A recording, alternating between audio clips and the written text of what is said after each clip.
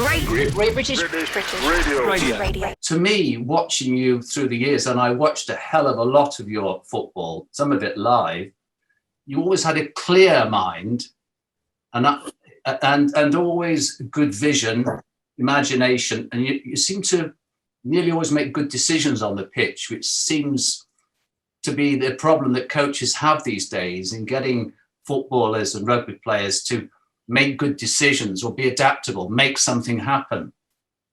And I am fascinated, as many people must be, as to how you did this. Clearly your own monkey mind, the voice in your head, didn't give you too much, didn't have to have too many meltdowns. Can you just tell us about this clear mind and vision that you had and how you entertained?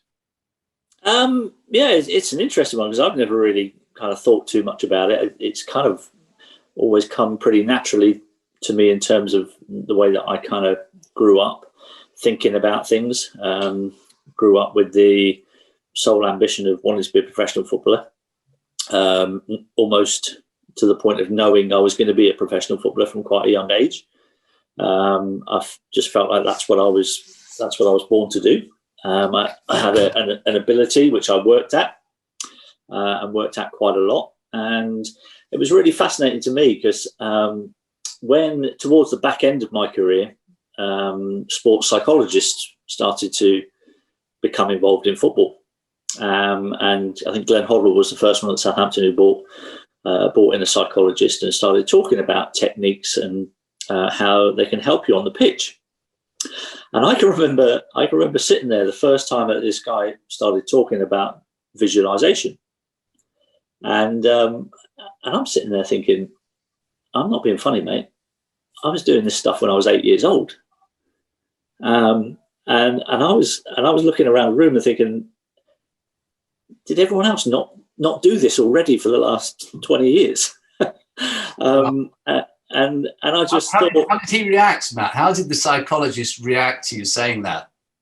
I don't think I said it out loud to him at the time. I was just listening to him, and I was just thinking, well, I've been doing this for forever. You know, I can remember a really vivid memory of growing up, going to watch my brothers play football, and whilst they were playing the game, there was another little practice pitch behind. And I'd go on this practice pitch with a ball, and if I didn't have any mates there, then I'd go on my own. And I can remember just standing about 25 yards out from goal with the ball in my hands. No goalie in. But I'd get the ball in my hands and I'd smash the ball as high as I could. And I would test my first touch. And what I would say to myself in that position is, right, the ball is coming down out the sky. And if you can get this ball under control really quick, you've got a defender chasing you. You've got to go and control the ball and dribble it around the goalkeeper. So I'd smash the ball as high as I could. I'd practice my first touch and I'd make sure my first touch was good just in front of me. And then I'd pretend there was a goalkeeper there and I'd go to attack the goalkeeper, dribble around him and slot it in the back of the net. And I would do this for ages. I could do that forever while my brothers were playing football, and I never got bored. I just used to create different scenarios in my head. And then one day we were playing our last home game of the season against Aston Villa in 1994, and we needed to win. We were in trouble of danger of being relegated for a change, and I'll never forget. The ball got cleared to the halfway line from Aston Villa. Francis Benali came onto it and smashed the ball straight up in the air. It went miles up in the air. It was just a clearance, but it'd gone over the back of the Aston Villa defence. And so I see this ball, and I've got it in my sight. I know where it's coming down. I follow the ball. It's coming over my shoulder. It's a really difficult ball to try and control.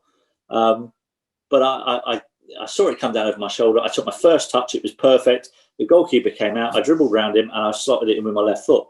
And we won the game 4-0 or 4-1, I think. And I can remember sitting in the bath after the game, and I can remember actually thinking back about the goal that I've just scored, and then thinking back to what I used to do as a kid, practicing behind the pitch. And it was the exact scenario that I'd been practicing as a kid, and it came to fruition in a really important football match in my professional career. And it was an amazing feeling. Interesting. Fantastic.